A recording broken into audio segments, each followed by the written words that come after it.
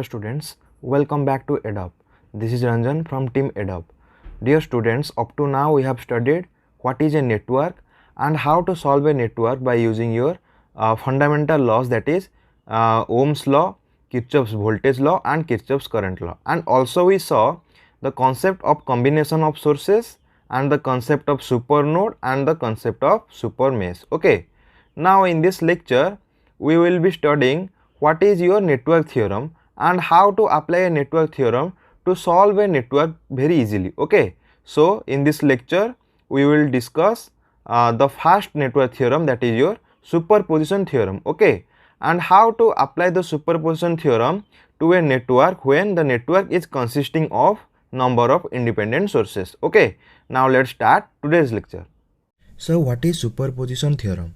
Superposition theorem states that the response in any element of a linear, passive and bilateral network, okay, containing more than one independent voltage or current source is the algebraic sum, okay, algebraic sum of responses produced by independent source when each of them acting alone in the circuit. Okay, so I will tell what is linear, passive and bilateral element in the next slide. So before let's understand what is superposition theorem. So what actually superposition theorem states? Okay, simply in layman language, superposition theorem can be applicable to any network consisting of a linear, passive and bilateral element, okay, along with multiple sources, multiple independent sources. Okay, and how we can determine the response for all the sources? Here in the superposition theorem, the circuit response for all the sources equal to the algebraic sum of the individual source response. Okay, how? Let's see.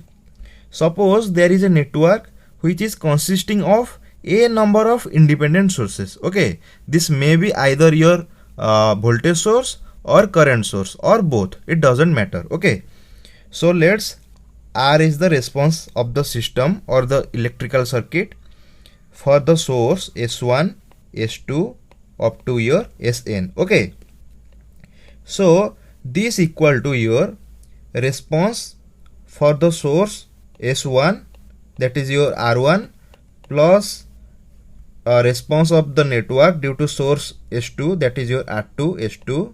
Okay, and so on like that. Okay, this is Rn, Sn. So here the total response for the all the sources, okay, equal to your algebraic sum of individual response. Okay, so while you are finding the individual response, you need to follow these 3 points. Okay, suppose you are calculating the response of a network, okay, for the source S1.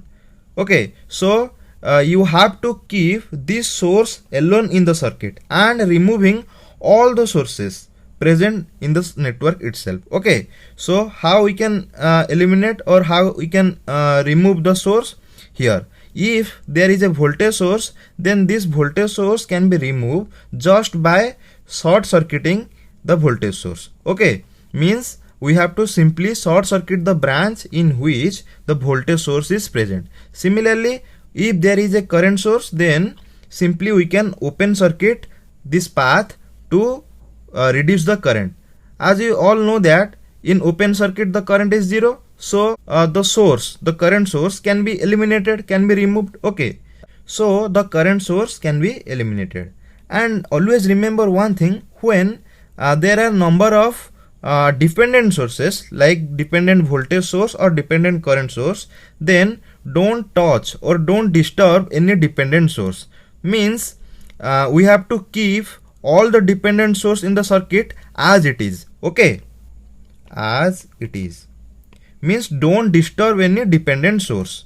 Okay, so the third point doesn't follow the first one and second one point. Okay, so always remember, superposition theorem states that in any circuit, in any network which is consisting of a linear, passive and bilateral network along with multiple sources, that is multiple independent sources, then we can find the response of a network due to all the independent sources equal to the algebraic sum of individual responses. Okay, subject to don't disturb any dependent source present in that network. Okay, now let's know what is linear, passive and bilateral element. Okay, now let's discuss. So what is linear element?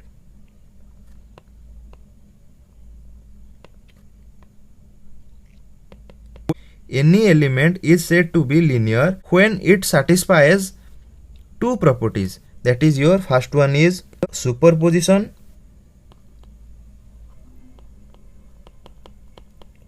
and second one is your homogeneity. Okay, so what is superposition? Let's suppose there is a system, okay, and suppose we provide x1 of t is input, so accordingly we get output y1 of t. Okay, suppose x1 of t is provided to system, accordingly we get output y1 of t.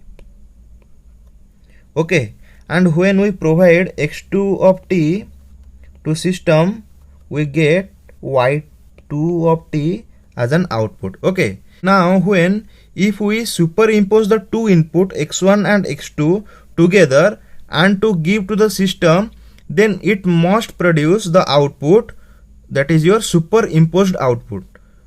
How? Now let's see. Suppose this is a system, okay, and you are giving this superimposed input x1 of t plus x2 of t. Now the output will be your y1 of t plus y2 of t. So if the element follows this rule, then it is said to be your partly linear. Okay, for fully linear property you must check the property of homogeneity. Okay, so what is homogeneity? Suppose let there is a input, some constant multiplied with to the input and we are giving to the system, accordingly it produces some constant multiplied with the output y of t. Okay, so this property is called as your homogeneity. Okay, homogeneity means constant multiplication, means both input and in output the same constant will be reflected. Okay, so by combining these two property, that is first one is superposition and second one is homogeneity, we can simultaneously write by combining these two property that suppose a is a constant, okay, x1 of t plus b x2 of t. If you are giving this to input, then we can get a y1 of t plus by2 of t.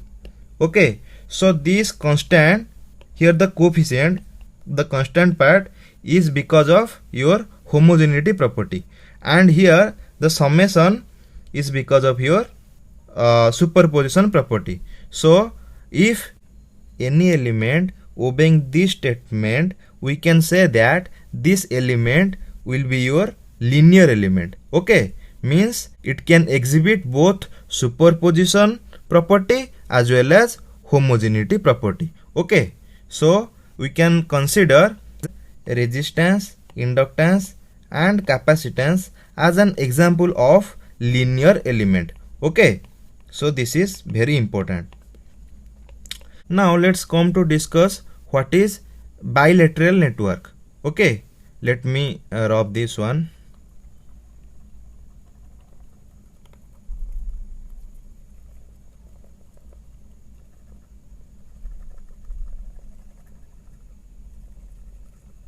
So what is bilateral element? Here bilateral means bidirectional. Okay,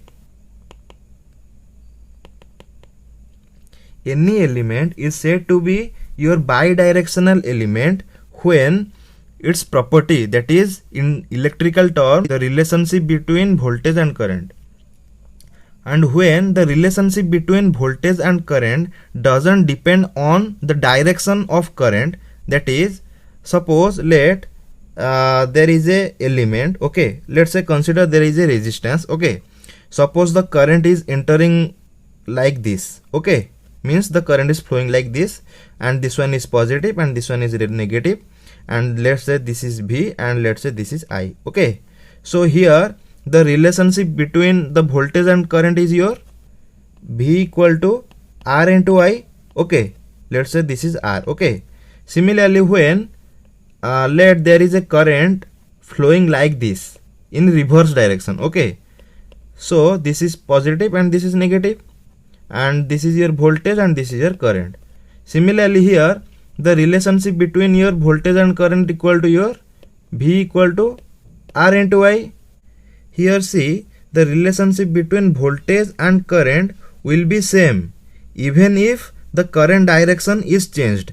Okay, so this element or the resistance can be called as a bilateral element. Similarly, your inductance and capacitance is also come under your bilateral element, and the element whose property changes if the current direction changes, then this element is said to be your unilateral or unidirectional element. Okay, let's say consider the diode.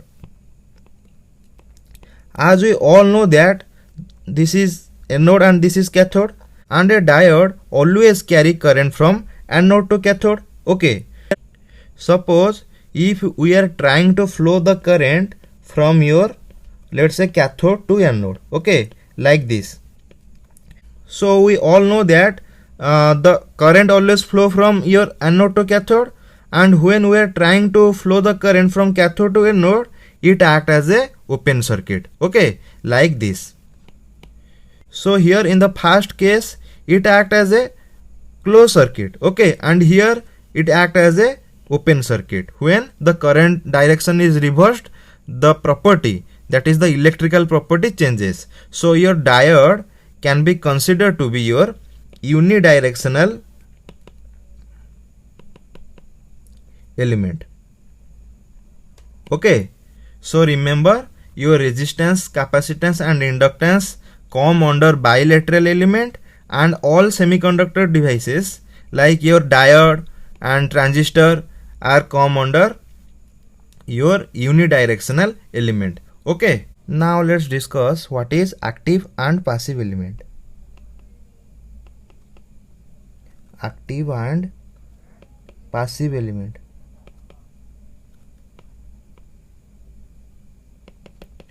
So what is active element? Any element that either generate or modify the signal. Okay, that is generate or modify the signal is known as your active element, and apart from the active element, all are passive element. Let's see how. Here the generate and modify means, suppose there is a signal and it is getting amplified by some element, then such element we can call the active element. Okay, similarly, suppose generate means, suppose there is a voltage source and there is a current source, independent current source, so they can generate the supply. So these sources can be called your active element. Okay, so in active element you can take your voltage source, current source, your op-amp or your BJT, okay, as an example. And in passive element, the element which don't generate as well as modify the signal is known as your passive element. And in passive category you can consider resistance, inductance and capacitance as an examples. Okay, now let's discuss the question.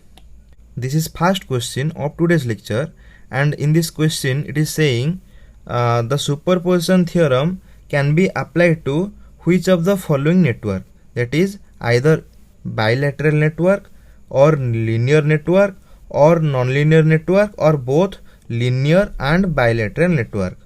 As I said you, the superposition theorem states that or holds good for only linear and bilateral network. Okay, means in statement itself these two element carries. Okay, so your option D is your right answer. Okay, now let's move on to the next question.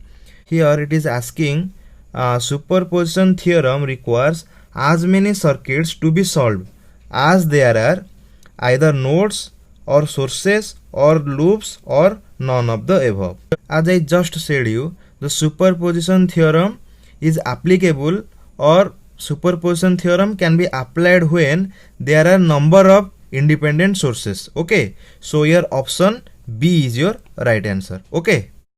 By this, let's wind up today's lecture. Thanks for watching everybody. See you in my next video. Till then, keep watching and keep learning. And one more thing, please subscribe to our channel and like the video. And if you have any doubt, then put your doubt in the comment section. Thank you.